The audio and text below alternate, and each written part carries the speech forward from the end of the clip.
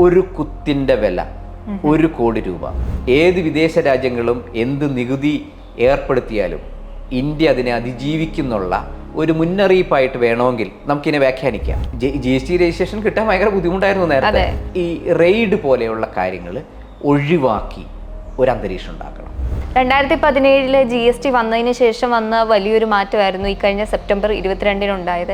എന്തൊക്കെയായിരുന്നു ആ മാറ്റങ്ങളും എങ്ങനെയാണ് അത് ജനങ്ങൾക്ക് ഉപകാരപ്രദമാകുന്നത്? ജനങ്ങൾക്ക് പ്രത്യക്ഷത്തിൽ തന്നെ ഉപകാരപ്രദമായ ഒരുപാട് മാറ്റങ്ങൾ 2017 ശേഷം ഉണ്ടായത് ഇപ്പോഴാണെന്ന് പറയാം. നിയമങ്ങളിലുള്ള നൂലാമാലകളിൽ അയവ് വന്നിട്ടുണ്ട്. കൺസ്ട്രക്ഷൻ മേഖലയിലാണ് ഈ റേറ്റ് ഓഫ് ടാക്സ് കൊണ്ട് പ്രത്യക്ഷത്തിൽ പബ്ലിക്കിന് ഏറ്റവും കൂടുതൽ ഗുണം കിട്ടുന്ന രീതിയാണ്.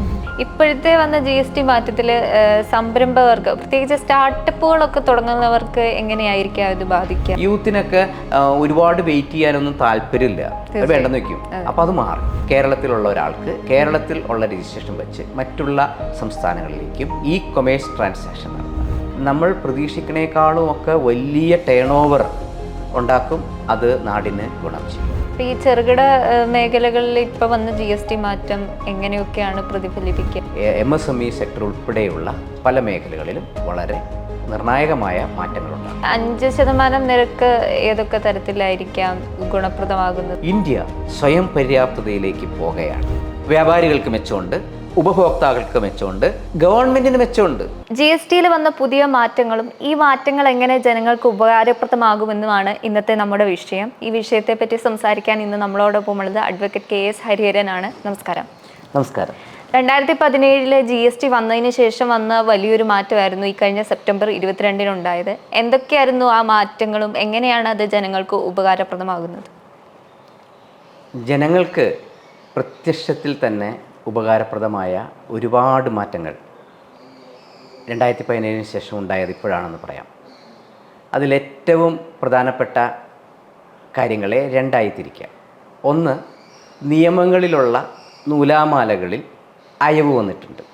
അതിൽ കുറച്ച് പ്രാക്ടിക്കലായിട്ട് എങ്ങനെ അപ്രോച്ച് ചെയ്യണം എന്നുള്ള ഒരു നടപടിയുണ്ട്. മറ്റൊരു ഭാഗം റേറ്റ് ഓഫ് ടാക്സ് കുറച്ചു എന്നുള്ളതാണ്. റേറ്റ് ഓഫ് ടാക്സ് കുറയ്ക്കുക എന്നത് നികുതികളുടെ ചരിത്രത്തിൽ വളരെ കുറവാണ്. പലപ്പോഴും നാമമാത്രമാണെന്ന് പറയാം. പ്രത്യേകിച്ച് GSTയിൽ റേറ്റ് ഓഫ് ടാക്സ് കുറയ്ക്കേണ്ടത് അനിവാര്യവുമാണ്. നമ്മുടെ റേറ്റ് ഓഫ് ടാക്സ് കുറയ്ക്കുമ്പോൾ ഉടൻ തന്നെ കളക്ഷൻ ഫാളിൻ വരാം. പക്ഷേ ഒരു 3 മാസത്തിനപ്പുറത്തേക്ക് ഈ ഫാളിനൊക്കെ മാറും. എന്താണെന്ന് വെച്ച് കഴിഞ്ഞാൽ റേറ്റ് ഓഫ് ടാക്സ് കുറയുമ്പോൾ പ്രൊഡക്റ്റിൻ്റെ വില കുറയും. പ്രൊഡക്റ്റിൻ്റെ വില കുറയുമ്പോൾ വാങ്ങുന്നവർ അവരുടെ കപ്പാസിറ്റി കൂട്ടും. അവർ കൂടുതൽ പർച്ചേസ് ചെയ്യും. കൺസ്ട്രക്ഷൻ മേഖല എടുക്കാം. കൺസ്ട്രക്ഷൻ മേഖലയിലാണ് ഈ റേറ്റ് ഓഫ് ടാക്സ് കൊണ്ട് പ്രത്യക്ഷത്തിൽ പബ്ലിക്കിന് ഏറ്റവും കൂടുതൽ ഗുണം കിട്ടുന്ന രീതിയാണ്. സിമെൻറ്റിന് 28% 22/9/2025 മുതൽ സിമെൻറ്റ് 18%. 10% നേരെ കുറഞ്ഞിട്ടുണ്ട്. നേരത്തെ 400 രൂപ സിമെൻറ്റിനുണ്ടായിരുന്നു എന്ന് വിചാരിക്കാം. അതിൻ്റെ 28% എന്ന് പറഞ്ഞാൽ 112 രൂപ. അങ്ങനെ 512 രൂപയായിരുന്നു സിമെൻറ്റിൻ്റെ 21/9/2025 വരെയുള്ള വില. എന്നാൽ 22-ാം തീയതി 400 പ്ലസ് 18% 72. അപ്പം 472 രൂപയ്ക്ക് കിട്ടി. 472 മൈനസ് 512, 40 രൂപയുടെ വ്യത്യാസം അവിടെ വന്നു. അപ്പോൾ 10% നേരെ കുറഞ്ഞു. 400 രൂപയുടെ സാധനത്തിന് 10% നേരെ കുറഞ്ഞു. അവിടെ അതിൻ്റെ ഫ്ലോ പല രീതിയിൽ റിഫ്ലക്റ്റ് ചെയ്യും. ഒരാൾ ഒരു കൺസ്ട്രക്ഷൻ പൂർണ്ണമായിട്ട് നടത്തണ്ട, നമുക്ക് ഒന്ന് റിപ്പയർ ചെയ്താൽ മതി, പാച്ച് ചെയ്താൽ മതി എന്ന് വിചാരിക്കുന്ന ആൾ, സിമെൻറ്റിന് ഇത്രയും വില കുറഞ്ഞല്ലോ, നമുക്ക് ബാക്കി കാര്യങ്ങളും അതിനനുസരിച്ച് ചെയ്യാം എന്ന് വിചാരിക്കും. അതേപോലെ ഹൈ റേറ്റ് ഓഫ് ടാക്സ് കൊടുക്കുമ്പോൾ ഒരു ബിസിനസ്സുകാരൻ്റെ പൈസ ബ്ലോക്കാവാണ് ചെയ്യുന്നത്. ആ ബ്ലോക്ക് ഇവിടെ കുറയും. അയാൾ ആ കാശ് അത്രയും ക്യാഷ് ഫ്ലോ അയാൾക്ക് മാനേജ് ചെയ്യാൻ പറ്റും. ഇതൊക്കെ പലതരത്തിൽ മാർക്കറ്റിൽ റിഫ്ലക്റ്റ് ചെയ്യും. 2 + 1 = 3. പക്ഷേ ക്യാഷ് ഇൻഫ്ലോ ഇങ്ങനെ സർക്കുലേറ്റ് ചെയ്യുന്നെടുക്കുമ്പോൾ 2 + 1 is not equal to 3, but it may extend to 2 raise to 3, that is 2 × 2 × 2 8. So 3ക്ക് പകരം 8 വരുന്നത്. അപ്പോൾ എത്ര ഇരട്ടി വന്നു? ഈ ഒരു സൈക്കിള് ശരിക്കും വർക്കൗട്ട് ചെയ്യുന്ന എക്കണോമിക്സിലെ ഒരു ബേസിക് പ്രിൻസിപ്പിളാണ്. അങ്ങനെ ഒരു പമ്പിങ് നടക്കണതനുസരിച്ച് സർക്കുലേഷൻ കൂടും. കൺസ്ട്രക്ഷൻ മേഖലയിലുള്ള ഇമ്പാക്റ്റ് മറ്റ് പല മേഖലയിലും വരും. ഞാൻ നേരത്തെ സൂചിപ്പിച്ച പോലെ പാച്ച് ചെയ്യേണ്ട നമുക്ക് മൊത്തം അങ്ങോട്ട് പൊളിച്ച് നന്നായിട്ട് ചെയ്യാമെന്ന് ആൾക്കാർ വിചാരിക്കും. അത് ഇൻറ്റീരിയർ ഡെക്കറേഷൻ ഒന്ന് ഒപ്പിച്ചെടുക്കാമെന്നാണ് വിചാരിച്ചാൽ വേണ്ട, ഇപ്പം ഇത്രയൊക്കെ കുറഞ്ഞല്ലോ ഓരോ സാധനത്തിനും, അങ്ങനെ ചെയ്യാം. അങ്ങനെ ഒരുപാട് തരത്തിൽ സൈക്ലിംഗ് നടക്കും. അവിടെയൊക്കെ അങ്ങനെയുള്ള കാര്യങ്ങൾ വരുമ്പോൾ ഈ റേറ്റ് ഓഫ് ടാക്സിൻ്റെ റിഡക്ഷൻ എക്കണോമിക്സിലെ ഇന്ത്യൻ എക്കണോമിയെ ബൂസ്റ്റ് ചെയ്യുന്നതായിട്ട്. അതാണ് റേറ്റ് ഓഫ് ടാക്സ് കുറയുമ്പോൾ ഉള്ള ഒരു ഡയറക്റ്റ് ഇമ്പാക്റ്റ്. ഇനി GSTയുടെ ഭരണപരമായ കാര്യങ്ങളിൽ ഒരുപാട് മാറ്റങ്ങൾ ഇപ്പോൾ നിർദ്ദേശിച്ചിട്ടുണ്ട്. അതിൽ ഏറ്റവും പ്രധാനമെന്ന് പറയുന്നത് GSTയുടെ first appellate tribunal, first appeal കഴിഞ്ഞാൽ പിന്നെ ട്രൈബ്യൂണൽ എന്ന ഒരു സിസ്റ്റം 2017 തന്നെ കൊണ്ടുവരേണ്ടതായിരുന്നു, കൊണ്ടുവന്നിട്ടില്ല. ഇപ്പോൾ അത് 2025 സെപ്റ്റംബർ മാസം തന്നെ പ്രവർത്തനക്ഷമമാകണ രീതിയിലേക്ക് ഉള്ള നടപടികളായി. അത് ഈ GST കൗൺസിലിൻ്റെ ഇപ്പോൾ വന്ന മാറ്റങ്ങൾ അനുബന്ധിച്ച് വന്നേക്കണ ഒരു വലിയ ഒരു അമെൻമെൻറ്റ് തന്നെയാണ്. ട്രൈബ്യൂണൽ വരുമ്പോഴേ യഥാർത്ഥത്തിലുള്ള ഒരു നികുതി വ്യവസ്ഥയുടെ ഒരു തീർപ്പാകുള്ളൂ. ഫസ്റ്റ് അപ്പലേറ്റ് അതോറിറ്റി എന്ന് പറയുന്നത് പൊതുവേ GSTയുടെ തന്നെ ഒഫീഷ്യൽസ് ആയിരിക്കും. അവർക്ക് പരിമിതികളുണ്ട്, വ്യാഖ്യാനിക്കാനൊക്കെ പരിമിതികളുണ്ട്. ഇപ്പോൾ റേറ്റ് ഓഫ് ടാക്സ് ആയാലും എസ്റ്റിമേറ്റ് ബേസ് ആയിട്ടുള്ള കാര്യങ്ങൾ, മറ്റ് പല കാര്യങ്ങളിലും അസസ്മെൻറ്റിലും ഒക്കെ ഒരുപാട് പരിമിതികളുണ്ട്. പക്ഷേ ട്രൈബ്യൂണലിന് ആ പരിമിതിയില്ല. ട്രൈബ്യൂണലിൻ്റെ പ്രവർത്തനം ആരംഭിക്കുകയാണ്.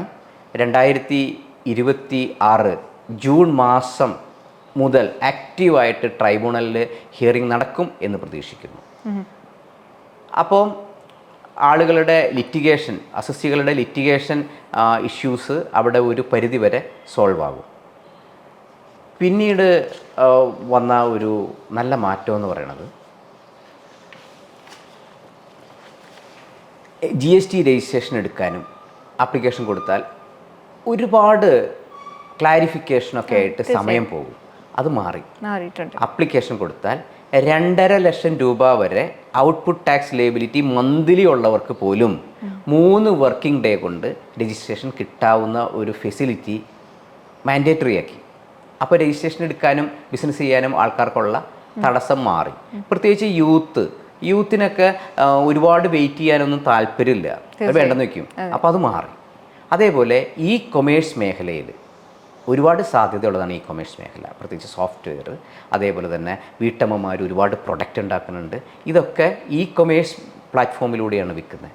ആ ഈ കൊമേഴ്സ് പ്ലാറ്റ്ഫോമിൽ രജിസ്ട്രേഷന് എവിടെയൊക്കെ സ്റ്റോക്ക് ചെയ്യുന്നോ അതാത് സ്റ്റേറ്റിൽ രജിസ്ട്രേഷൻ എടുക്കണം എന്നുള്ള ഒരു പ്രൊവിഷൻ ഉണ്ടായിരുന്നു. അത് അമെൻഡ് ചെയ്തു. അതായത് കേരളത്തിലുള്ള ഒരാൾക്ക് കേരളത്തിൽ ഉള്ള രജിസ്ട്രേഷൻ വെച്ച് മറ്റുള്ള സംസ്ഥാനങ്ങളിലേക്കും ഈ കൊമേഴ്സ് ട്രാൻസാക്ഷൻ നടത്താം. അത് നമ്മൾ പ്രതീക്ഷിക്കണേക്കാളും ഒക്കെ വലിയ ടേൺ ഓവർ ഉണ്ടാക്കും. അത് നാടിന് ഗുണം ചെയ്യും. MSME സെക്ടറിലെ ഏറ്റവും വലിയ ഒരു പ്രോബ്ലം ഇൻവേർട്ടഡ് ഡ്യൂട്ടി സ്ട്രക്ചർ എന്ന് പറഞ്ഞ GSTയുടെ ഒരു റീഫണ്ട് ആയിട്ട് ബന്ധപ്പെട്ട ഇഷ്യൂസാണ്. അതായത് ഒരാൾ ബിസിനസ് നടത്തുന്നു, അയാളുടെ റോ മെറ്റീരിയൽ 18%, ഫിനിഷ്ഡ് ഗുഡ്സ് 5% വരുന്നു, അല്ലെങ്കിൽ വേറെ ഏതെങ്കിലും റേറ്റ് ഓഫ് ടാക്സ് വരുന്നു എന്ന് വിചാരിക്കുക. അയാളെ സംബന്ധിച്ചിടത്തോളം അയാൾക്ക് അക്യൂമുലേറ്റ് ചെയ്ത് ഈ GSTയുടെ ഇൻപുട്ട് എക്സസ് ആയിട്ട് കിടക്കും. ഇത് റീഫണ്ട് കിട്ടും. പക്ഷേ റീഫണ്ടിൻ്റെ അപ്ലിക്കേഷൻ കൊടുത്താൽ സാധാരണ നിലയിൽ വളരെ ബുദ്ധിമുട്ടാണ് ഈ റീഫണ്ട് എൻക്യാഷ് ചെയ്ത് ബാങ്കിലേക്ക് വരാൻ. അവിടെ GST കൗൺസിൽ ഇടപെട്ടിട്ടുണ്ട്. GST കൗൺസിൽ അതിൽ വളരെ നിർണായകമായ ഒരു ഡയറക്ഷൻ കൊടുത്തിട്ടുണ്ട്. നോർമൽ കോഴ്സിൽ 7 വർക്കിംഗ് ഡേ കൊണ്ട് ആപ്ലിക്കേഷൻ കൊടുത്ത 7 വർക്കിംഗ് ഡേ കൊണ്ട് 90% of the inverted duty structure refund claim bank അക്കൗണ്ടിലേക്ക് ട്രാൻസ്ഫർ ചെയ്യുന്നൊരു കാര്യം ചെയ്തിട്ടുണ്ട്. അത് MSME സെക്ടർ ഉൾപ്പെടെയുള്ള പല മേഖലകളിലും വളരെ നിർണായകമായ മാറ്റങ്ങളുണ്ടാകും. അപ്പോൾ ഈ ചെറുകിട മേഖലകളിൽ ഇപ്പോൾ വന്ന GST മാറ്റം എങ്ങനെയൊക്കെയാണ് പ്രതിഫലിപ്പിക്കുക? അവർക്ക് ഉപകാരപ്രദമാകുമോ? എങ്ങനെയായിരിക്കും അതിൻ്റെ കാര്യം? അതിൽ ലോങ് റണ്ണിൽ വളരെ ഉപകാരപ്രദമായിരിക്കും. എന്നാൽ ഒരു നിയമം ഇംപ്ലിമെൻറ്റ് ചെയ്യുമ്പോൾ അടുത്ത ആഴ്ച തന്നെ അല്ലെങ്കിൽ അടുത്ത മാസം തന്നെ അതിൻ്റെ ഇമ്പാക്റ്റ് കിട്ടണമെന്നില്ല. പക്ഷേ കോൺഫിഡൻസ് ബിൽഡ് ചെയ്യാൻ പറ്റും. പലരുടെയും വർക്കിംഗ് ക്യാപിറ്റൽ ഈ ടാക്സിലൊക്കെ കുമിഞ്ഞും കൂടി കിടക്കുന്നത് മാറും. ഇപ്പോൾ ലോങ് റണ്ണിൽ MSME സെക്ടറിൽ നല്ല മാറ്റങ്ങൾ ഉണ്ടാകും. പ്രത്യേകിച്ച് ആക്സിലറി യൂണിറ്റുകളെ സംബന്ധിച്ചിടത്തോളം നല്ല മാറ്റങ്ങളുണ്ടാവും. ഞങ്ങളുടെയൊക്കെ ടാക്സേഷനുമായിട്ട് കൺസൾട്ട് ചെയ്യാൻ വരുമ്പോൾ ഞങ്ങൾ പറയുന്നത്, നിങ്ങൾ റേറ്റ് ഓഫ് ടാക്സ് കുറവുള്ള പ്രൊഡക്റ്റ് ഉണ്ടാക്കുക, എന്നിട്ട് റോ മെറ്റീരിയൽ കൂടുതലാകട്ടെ. അപ്പോൾ നിങ്ങൾക്ക് റീഫണ്ട് വെച്ച് തന്നെ, ഇപ്പോൾ ഉദാഹരണത്തിന് ഞാനിപ്പോൾ നേരത്തെ പറഞ്ഞ ഉദാഹരണത്തിൽ 18% റോ മെറ്റീരിയൽ, 1 ലക്ഷം രൂപയുടെ റോ മെറ്റീരിയൽ കൊണ്ട് 2 ലക്ഷം രൂപയുടെ പ്രൊഡക്റ്റ് ഉണ്ടാക്കിയെന്ന് വിചാരിക്കുക. 2 ലക്ഷം രൂപയുടെ ടാക്സ് ലേബിലിറ്റി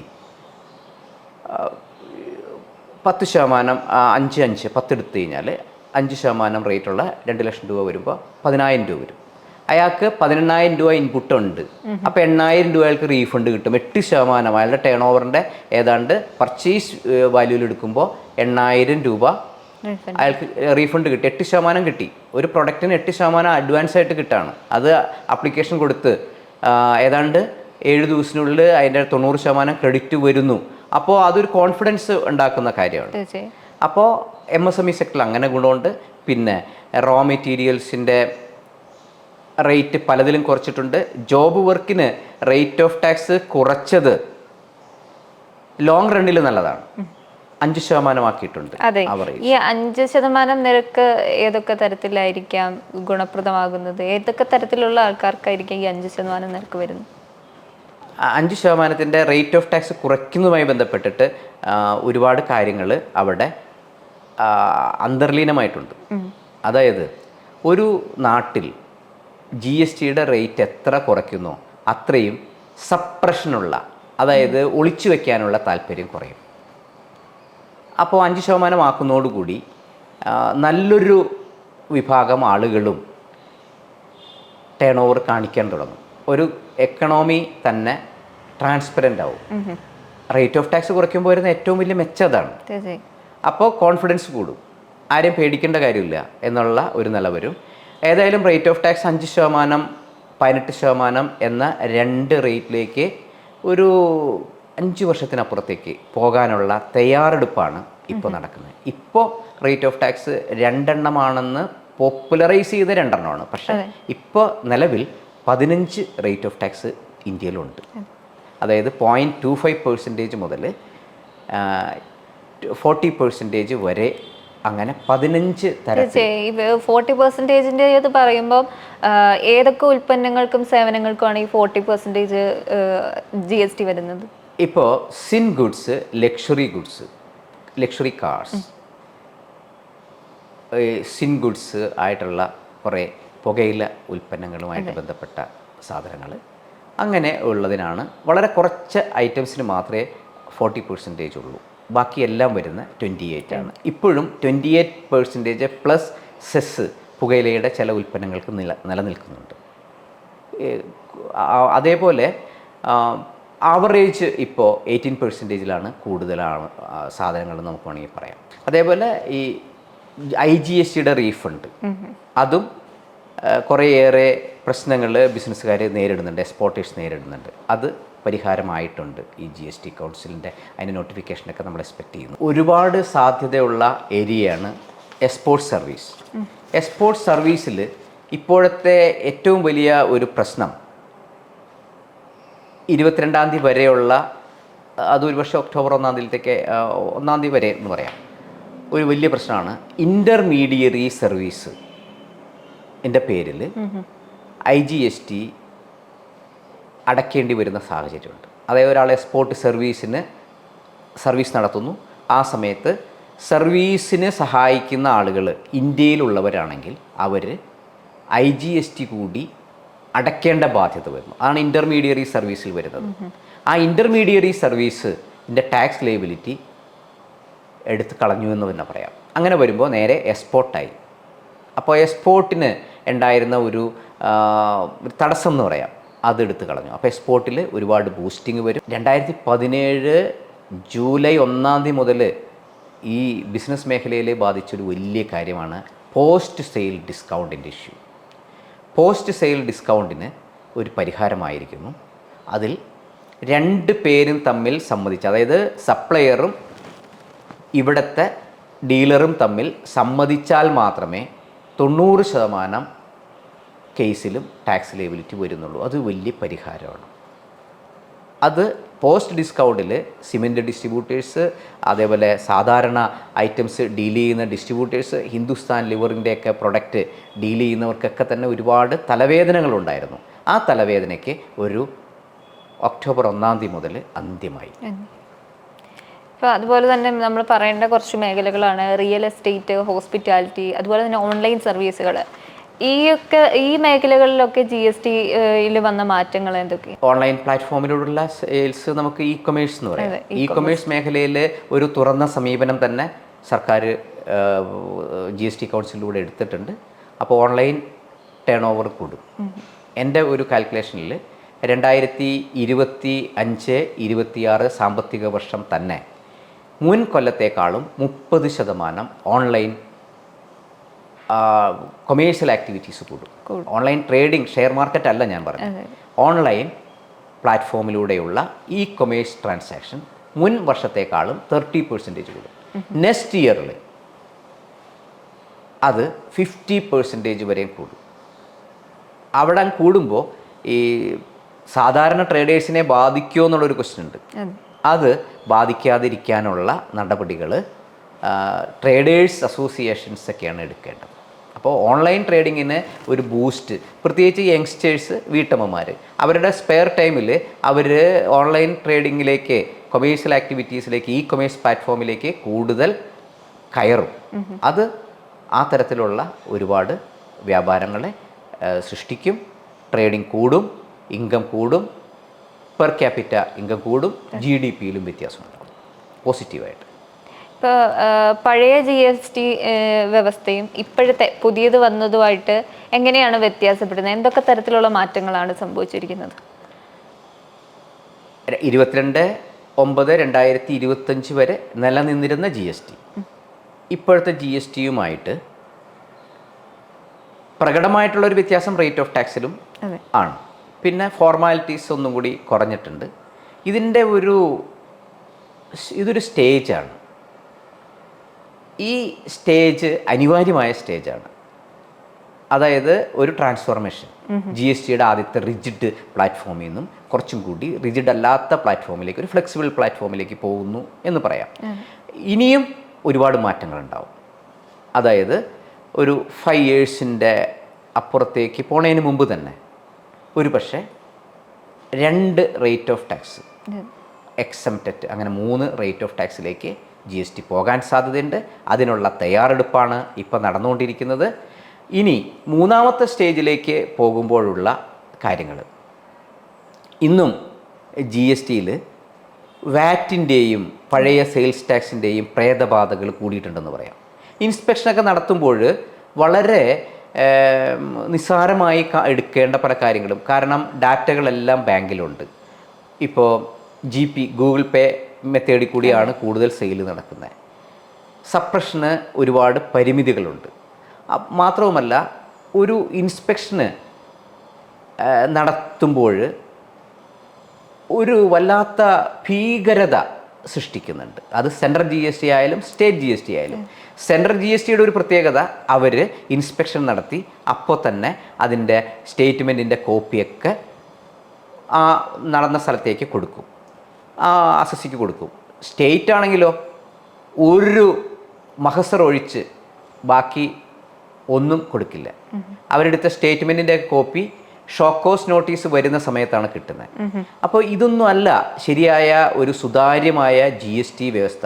നമ്മൾ മനസ്സിലാക്കേണ്ട ഒരു കാര്യം, ഇന്ത്യയിലെ നികുതി കോംപ്ലിക്കേഷൻ കൊണ്ട് ട്രാൻസ്പെറൻ്റ് അല്ലാത്തത് കൊണ്ട് അന്തർദേശീയ ഫോറത്തിലുള്ള നിരന്തരമായ ചർച്ചകളുടെ ഒരു മൂവ്മെൻ്റാണ് GST വന്നത്. KGST പോരാ, CST പോരാ, അതേപോലെ തന്നെ വാറ്റ് പോരാ. അങ്ങനെ വന്ന് ഇൻ്റർനാഷണൽ ഫോറത്തിൽ ഇന്ത്യയുടെ is of doing business status വളരെ വീക്കായിരുന്ന ഒരു സമയത്താണ് ഒരു സുതാര്യമായ ടാക്സ് വ്യവസ്ഥ വേണമെന്നുള്ള നിലയിലേക്ക് വന്നത്.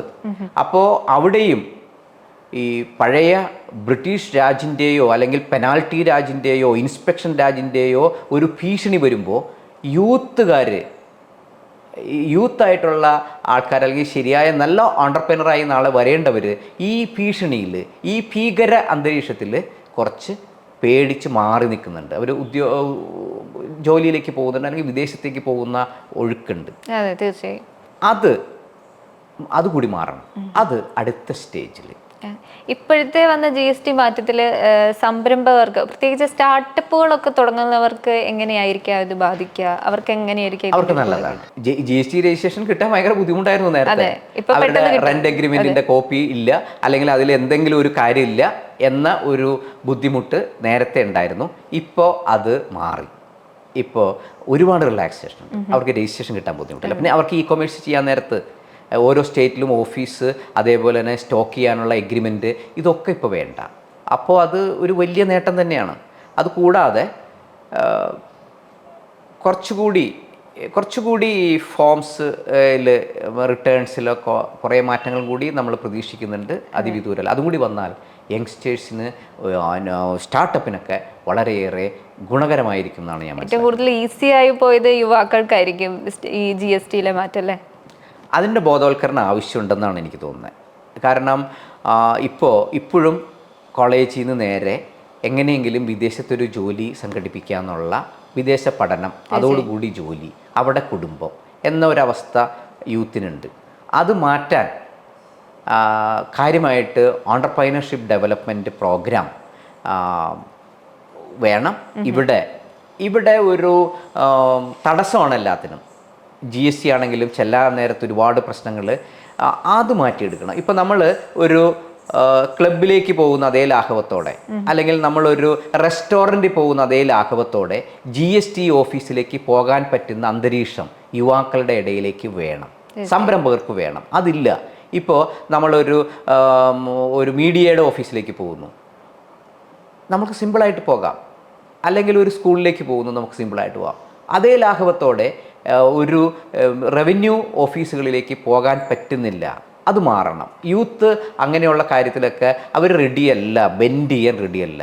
അവർ വലിയ കറപ്ഷൻ യൂത്തിനെയൊക്കെ എടുത്തു കഴിഞ്ഞാൽ, ഇപ്പം ഞാൻ ഡീൽ ചെയ്തിരിക്കുന്ന ഒരു 90% യൂത്തും സ്ട്രെയിറ്റ് ഫോർവേഡാണ്. അവർ കറപ്ഷനൊന്നും താല്പര്യമില്ല.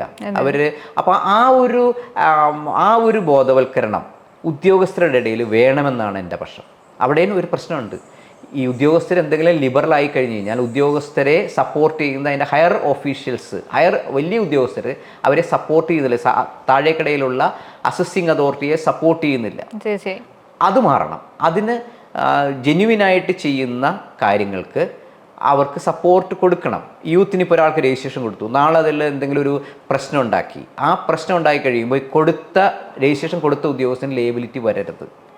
അങ്ങനെയൊക്കെയുള്ള മാറ്റങ്ങൾ ഉണ്ടാവണം. അതേപോലെ തന്നെ ഞാൻ നേരത്തെ ഒരു വലിയ ആർട്ടിക്കിൾ എഴുതി, ഒരു കുത്തിൻ്റെ വില 1 കോടി രൂപ. ഞാൻ ഒരു ആർട്ടിക്കിൾ എഴുതി.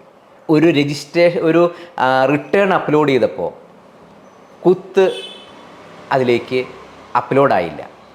4,35,500 രൂപ ആയിരുന്നു. 0.00 കൂടി അദ്ദേഹം അടിച്ചുപോയി. അതിന് അസസിങ് അതോറിറ്റിയുടെ നോട്ടീസ് 4 ലക്ഷത്തിന് പകരം 4 കോടിയായത് പോയി. അദ്ദേഹം വളരെ വിഷണ്ണനായി. 6 വർഷം മുമ്പാണ് എൻ്റെ അടുത്ത് വന്നു. അദ്ദേഹത്തിന് ഹാർട്ടിൽ ചില കുറച്ച് പ്രോബ്ലമൊക്കെ ഉണ്ടായിരുന്നു. എനിവേ അതൊക്കെ അതിജീവിച്ചു. അതൊക്കെ എക്സ്പ്ലനേഷൻ കൊടുത്ത് അദ്ദേഹത്തിനെ സമാധാനിപ്പിച്ചു. പക്ഷേ ഉദ്യോഗസ്ഥർ അതിന് നോട്ടീസ് തന്നതോടുകൂടി ഇദ്ദേഹം വല്ലാണ്ടായി. ആ ഒരു ടാക്സ് പ്രാക്ടീഷണർ, തൃശ്ശൂരുള്ള ടാക്സ് പ്രാക്ടീഷണർ, കഴിഞ്ഞ ആഴ്ച അദ്ദേഹം മരിച്ചപ്പോൾ ആദ്യം ഓർത്തത് ഒരു കുത്തിൻ്റെ വില 1 കോടി രൂപ എന്നുള്ള എൻ്റെ ലേഖനത്തെക്കുറിച്ചാണ് ഞാൻ ആലോചിച്ചത്. ഇത് എല്ലാ മീഡിയയിലും വന്നൊരു ലേഖനമാണ്, പ്രത്യേകിച്ച് പ്രിൻ്റഡ് മീഡിയയിൽ വന്നതാണ്. അപ്പോൾ ആ അവസ്ഥ ഉണ്ടാവരുത്. ഒരു തെറ്റ് പറ്റിയാൽ തിരുത്താനുള്ള സൗകര്യം, ജെന്യുവിനായിട്ടുള്ള തെറ്റ് തിരുത്താനുള്ള സൗകര്യം കിട്ടിയേ പറ്റൂ. അതിപ്പോഴും ഇല്ല. GSTയിൽ ഇപ്പോഴും ഒരു തെറ്റ് വന്നാൽ അത് തിരുത്താനുള്ള സൗകര്യമില്ല. ആ തെറ്റ് തിരുത്താൻ ഓഫീസർമാർക്ക്, അസസിങ് അതോറിറ്റിക്ക് ഡിസ്ക്രിയേഷൻ ഉണ്ടോ എന്ന് ചോദിച്ചാൽ ഉണ്ട്. പക്ഷെ അത് യൂട്ടിലൈസ് ചെയ്യാൻ ഉദ്യോഗസ്ഥർ തയ്യാറല്ല. പ്രത്യേകിച്ച് കേരളത്തിലുള്ള ഉദ്യോഗസ്ഥർ, കേരളത്തിലുള്ള സ്റ്റേറ്റ് ഉദ്യോഗസ്ഥരാവട്ടെ സെൻട്രൽ ഉദ്യോഗസ്ഥരാവട്ടെ, ഈ ഒരു ആറ്റിറ്റ്യൂഡ് ഇല്ല. അപ്പോൾ ഈ യങ്സ്റ്റേഴ്സിനെ അട്രാക്റ്റ് ചെയ്യാൻ, യങ്സ്റ്റേഴ്സിന് ഇവിടെ ഒരു ഫ്രണ്ട്ലി അറ്റ്മോസ്ഫിയർ ഉണ്ടാക്കാനുള്ള ഉത്തരവാദിത്തം ഉദ്യോഗസ്ഥർക്കുണ്ട്. അതുകൂടി ആയാൽ മാത്രമേ GST ഉൾപ്പെടെയുള്ള കാര്യങ്ങളിൽ യുവാക്കൾക്കുള്ള ആ ഒരു ഭീതി മാറുകയുള്ളൂ. അതെ, തീർച്ചയായും. ഇപ്പോൾ GSTയിൽ വരാനിരിക്കുന്ന വേണമെന്ന് ആഗ്രഹിക്കുന്ന ഒരു മാറ്റം എന്താണ് സാർ ആഗ്രഹിക്കുന്ന ഒരു മാറ്റം? ഏറ്റവും പ്രധാനം തെറ്റ് തിരുത്താനുള്ള അവസരം കൊടുക്കണം, തന്നെയാണ്. റിവൈസ് ചെയ്യാനുള്ള അവസരം കൊടുക്കണം. അതുകൂടാതെ ജെന്യുവിനായിട്ടുള്ള എറേഴ്സ്, ഒമിഷൻസ് അത് സോൾവ് ചെയ്തേ പറ്റൂ. അതിനോടൊപ്പം തന്നെയാണ് ഈ ഇൻസ്പെക്ഷൻ ഭീകരത അവസാനിപ്പിക്കണം. എന്തിനും പരിഹാരമുണ്ടല്ലോ, എന്തിനും പരിഹാരമുണ്ട്. ഈ റെയ്ഡ് പോലെയുള്ള കാര്യങ്ങൾ ഒഴിവാക്കി ഒരു അന്തരീക്ഷം ഉണ്ടാക്കണം. നല്ല അതായത് 99% കക്കണവനെ പിടിക്കാം, 1% കക്കണവനെ വേണ്ടിയിട്ട് റെയ്ഡ് നടത്തരുത്. റെയ്ഡ് ഭീകരത ഒഴിവാക്കണം. അതാണ് പെട്ടെന്നുള്ളൊരു നിർദ്ദേശം. ഇപ്പോൾ സർക്കാർ എന്ത് ലക്ഷ്യത്തോടെ ആയിരിക്കാം ഈ പുതിയ GST മാറ്റങ്ങൾ അല്ലെങ്കിൽ ഈ നിരക്കുകൾ കൊണ്ടുവന്നിരിക്കുന്നത്? നിരക്കിൽ കുറവ് കൊണ്ടുവന്നതും റൂൾസിൽ അമെൻമെൻറ്റ് കൊണ്ടുവന്നതും ഒരു കട്ട് ഓഫ് ഡേറ്റ് 22/9/2025 വയ്ക്കുമ്പോൾ അന്തർദേശീയമായിട്ട് അതിന് ഒരുപാട് പ്രാധാന്യമുണ്ട്. പ്രത്യേകിച്ച് പ്രധാനമന്ത്രി ആഗസ്റ്റ് 15 പതാക ഉയർത്തുന്ന സമയത്ത് അതിനുശേഷം നടന്നൊരു പ്രസ്താവനയിലാണ് ദീപാവലി ആശംസകൾ ആണ് ഈ മാറ്റങ്ങളെന്ന് പറയുന്നത്. അതിന് വേറൊരു അർത്ഥവും കൂടിയുണ്ട്. ഇന്ത്യ സ്വയം പര്യാപ്തതയിലേക്ക് പോകുകയാണ്. നമ്മൾ ഏത് വിദേശ രാജ്യങ്ങളും എന്ത് നികുതി ഏർപ്പെടുത്തിയാലും ഇന്ത്യ അതിനെ അതിജീവിക്കുന്നുള്ള ഒരു മുന്നറിയിപ്പായിട്ട് വേണമെങ്കിൽ നമുക്കിതിനെ വ്യാഖ്യാനിക്കാം. അതിൽ കുറേ ശരിയുമുണ്ട്. കാരണം എന്നും നമ്മൾ ഈ വിദേശത്തു നിന്നുള്ള ഇറക്കുമതി അന്വേഷിച്ച് നിൽക്കുകയോ അല്ലെങ്കിൽ വിദേശത്തേക്കുള്ള കയറ്റുമതിയിലുള്ള കാര്യങ്ങൾ ആശ്രയിച്ചു നിൽക്കുന്നത് ഒരു പുരോഗമനപരമായ ചിന്തയല്ല. നമുക്കിവിടെ ഉണ്ടാക്കാൻ പറ്റുന്ന സാധനങ്ങളുണ്ട്. നമ്മുടെ യൂത്ത് അതിലേക്ക് കോൺസെൻട്രേറ്റ് ചെയ്യാനുള്ളൊരു മെസ്സേജ് ആയിരിക്കാം എന്ന് എനിക്ക് തോന്നുന്നു. കഴിഞ്ഞ ദിവസം ഇപ്പം നമ്മളൊരു വാർത്ത കണ്ടിരുന്നു, കയറ്റുമതിയിൽ ഈ ഫോണിൻ്റെ കയറ്റുമതിയിൽ ചൈനയെ തോൽപ്പിച്ച് നമ്മുടെ ഭാരതം മുന്നേറിക്കൊണ്ടിരിക്കുന്നു എന്നുള്ള വാർത്തയൊക്കെ കണ്ടിരുന്നു. അപ്പം കൂടുതലായും യുവാക്കളെ ഇതിലേക്ക് എത്തിച്ചാൽ വീണ്ടും ഇന്ത്യ മുന്നേറുമെന്ന് തന്നെയല്ലേ പറയാൻ പറ്റുക? തീർച്ചയായിട്ടും മുന്നേറും. ഒപ്പം തന്നെ ഈ എക്കണോമിക് ഒഫൻസുകൾ അവിടെ കുറേയും കൂടി ലിബറൽ സമീപനം വേണം. ഒരാൾക്ക് എക്കണോമിക് ഒഫൻസ് ചെയ്യാൻ പലപ്പോഴും ഇപ്പം ഞങ്ങളുടെ അടുത്ത് എക്കണോമിക് ഒഫൻസുമായിട്ട് ബന്ധപ്പെട്ട കേസുകളിൽ സംസാരിക്കാൻ വരുന്നവർ അവരതിനെക്കുറിച്ച് നന്നായിട്ട് അറിഞ്ഞിട്ടില്ല. അപ്പോൾ മറ്റുള്ള രാജ്യങ്ങളിൽ, പ്രത്യേകിച്ച് ഇന്ത്യയിലെ കേരളം ഒഴിച്ചിട്ടുള്ള മിക്ക സംസ്ഥാനങ്ങളിലും അവർക്ക് ഓൺടർപ്രൈനർഷിപ്പ് ഒരു BCom സ്റ്റുഡൻറ്റ് 90% BCom സ്റ്റുഡൻറ്റും നാളെ ഓൺടർപ്രൈനറായിട്ടാണ് മാറുന്നത്. ഇവിടെ ഈ 90% എന്നല്ല 100% സ്റ്റുഡൻറ്റും ഓൺടർപ്രൈനർ ആവണില്ല കേരളത്തിൽ. അവർ ഏതെങ്കിലും സ്ഥാപനത്തിൽ ജോലി ചെയ്യാനാണ് പോകുന്നത്, അല്ലെങ്കിൽ വിദേശത്തേക്ക് കിടക്കാനാണ് പോകുന്നത്. അപ്പോൾ ഓൺടർപ്രൈനർഷിപ്പിൻ്റെ ഒരു അടിസ്ഥാനം വിദ്യാഭ്യാസ മേഖലയിൽ തന്നെ കിട്ടണം. അതുകൊണ്ടാണ് പല ഒഫൻസുകളും ചെയ്യുന്നവർ അതിൻ്റെ ഗൗരവമറിയാതെ വിഷമിക്കുന്നത്. അങ്ങനെ ഓൺടർപ്രൈനർ തളരുന്ന അവസ്ഥയുണ്ട്. അതിന് ഒരു പരിഹാരം ഉണ്ടാക്കണം. ഈ ഒരു GST നിരക്കിൽ പറയുകയാണെങ്കിൽ ഉപഭോക്താക്കൾക്കും അതേപോലെ തന്നെ വ്യാപാരികൾക്കും ഒരേപോലെ മാറ്റങ്ങൾ വരുന്ന ഒരു തരത്തിലുള്ള GST നിരക്കൊക്കെയാണ് വന്നിരിക്കുന്നത്. തീർച്ചയായും അങ്ങനെ വേണ്ടേ പറയാൻ? വ്യാപാരികൾക്ക് മെച്ചമുണ്ട്, ഉപഭോക്താക്കൾക്ക് മെച്ചമുണ്ട്, ഗവൺമെൻറ്റിന് മെച്ചമുണ്ട്. ഗവൺമെൻറ്റിൻ്റെ കാര്യം നമ്മൾ പറയണം. അതായത് ആദ്യമേ ഞാൻ സൂചിപ്പിച്ചു 2 + 1 = 3. ബട്ട് ഇൻ എക്കണോമിക്സ്, പ്രത്യേകിച്ച് ക്യാഷ് ഇൻഫ്ലോ, നമ്മൾ 5 പ്രാവശ്യമൊക്കെ അത് ആ പൈസ റോൾ ചെയ്യും. 5 പ്രാവശ്യം റോൾ ചെയ്യുമ്പോൾ 3 പ്രാവശ്യമായിട്ട് എടുത്തു കഴിഞ്ഞാൽ 2 × 2 × 2 = 8. Then 3 is not equal to 8.